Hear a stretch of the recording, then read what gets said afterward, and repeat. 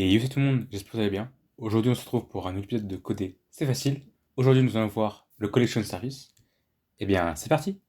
Eh bien, en fait, le Collection Service, c'est un service qui permet de récupérer avec des tags, autrement dit des étiquettes, plusieurs choses. Ce qu'on va faire, c'est qu'on va essayer de faire une kill brick. Donc, une brique, lorsqu'on marche dessus, eh bien, on se fait tuer. Mais en fait, avec un seul script. Et ça, oui, c'est possible. Donc, je vais faire 3 briques. Je vais vite fait mettre des couleurs. Par exemple, rose. Lui, je vais mettre en rouge. Et lui, rouge. Voilà. Donc, si j'ai part, donc je vais mettre par exemple part 1, part 2. Et puis ensuite, lui, on va mettre part 3. Je vais mettre par exemple lui en bleu plutôt. Donc, ici, on a nos 3 parts. Je vais juste l'agrandir un peu quand même. Voilà. Comme ça, on les voit bien. Ce qu'il va falloir maintenant faire, c'est qu'il va falloir ajouter des étiquettes à ces parts. Donc, on va devoir aller dans les propriétés. Et si on va tout en bas, on voit qu'il écrit bien tags. Donc, pour les étiquettes. En français, ça sera écrit étiquette. Donc, chercher, donc, il va falloir soit chercher, soit créer une étiquette. Donc, je commence à créer une étiquette kill brick.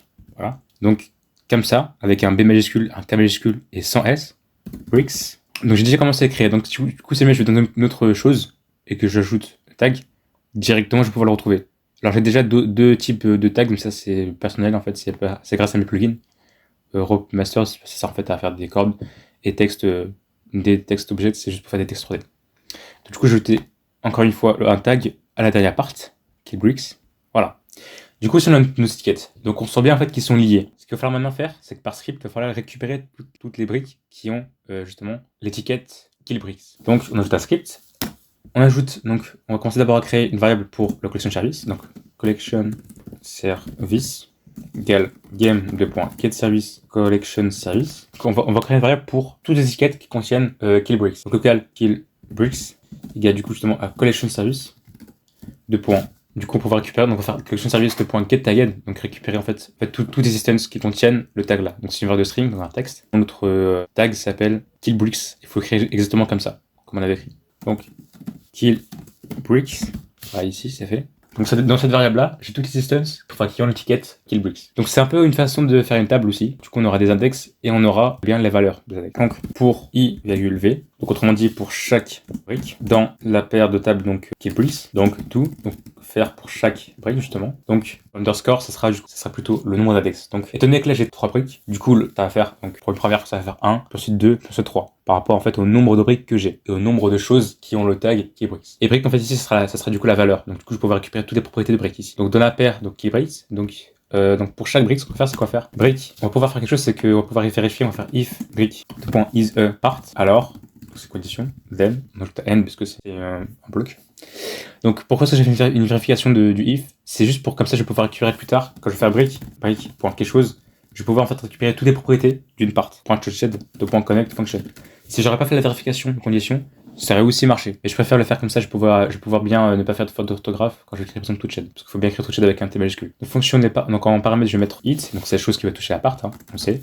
Du coup, local caractère c'est égal à it.parent. Parce que la chose qui va toucher la part, ça sera le pied par exemple. Et le parent du pied, ce sera en fait le caractère, donc c'est le personnage. Du coup, on va pouvoir récupérer le player grâce au caractère, donc local player égale game.getPlayer from character. Et du coup, bon là je fais juste comme ça au cas où. Du coup, je vais faire if player, alors, c'est bon, si du coup c'est bien un player qui est touché.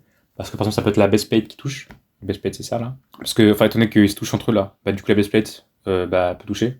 Donc on peut quand même vérifier le fait que ce soit bien un joueur qui touche. Du coup, si jamais la variable en fait player elle est vraie, du coup, donc ça, si la valeur a bien été retrouvée, alors du coup faire caractère feed of class humanoid.health égale à 0. Du coup, si jamais la personne touche du coup la brique, elle sera morte. Donc là, voici un exemple de collection service, à quoi ça peut servir. Donc pourquoi faire ça en fait? Ça va permettre d'avoir de l'optimisation. C'est quoi l'optimisation? C'est écrire le moins possible pour la même chose. On va pas écrire plus pour la même chose en fait au final. Et au lieu de faire 3 scripts différents ou copier-coller pour la même chose, ce serait dommage. Vous voyez que quand je touche, eh bien je meurs. Par exemple, là, je touche la brique rose, ensuite je touche par exemple la brique bleue. Vous voyez bien que je meurs aussi.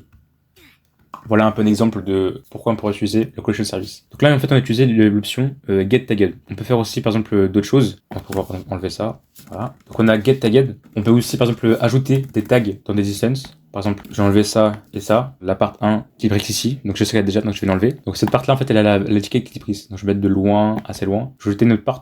Et cette part-là ici, qui s'appelle juste part, elle n'a pas de tag pour l'instant. Ce que je vais faire, c'est que je vais pouvoir le insérer à une étiquette, donc un tag aussi, à cette part-là.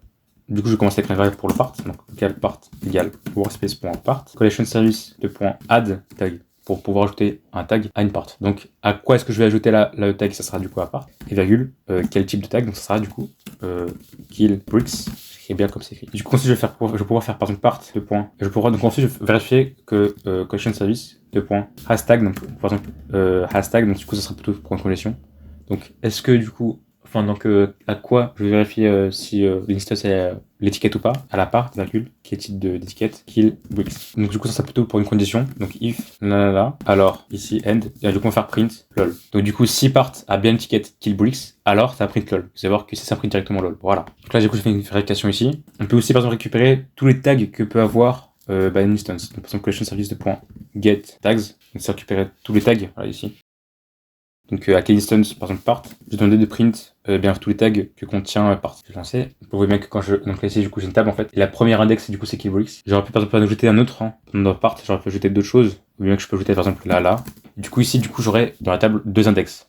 Deux choses en fait. Donc autrement dit, deux étiquettes aussi. Donc là et killbricks. Donc en premier là parce que c'est d'abord la première chose qui a été créée. Puis ensuite ça sera killbricks parce que j'ajoute ensuite dans le script j'ajoute. Donc là du coup on a fait get tags pour récupérer tous les tags, mais on peut faire aussi get all tags. Donc on peut aussi récupérer tous les tags aussi. Get all tags, il n'y a pas vraiment de très grande différence, mis à part le fait qu'ils peuvent en fait être écrits en parallèle. Donc imaginons qu'on a plusieurs fonctions. Et bien, du coup, on pourra écrire en parallèle. C'est juste la différence. J'espère que cet épisode vous aura plu.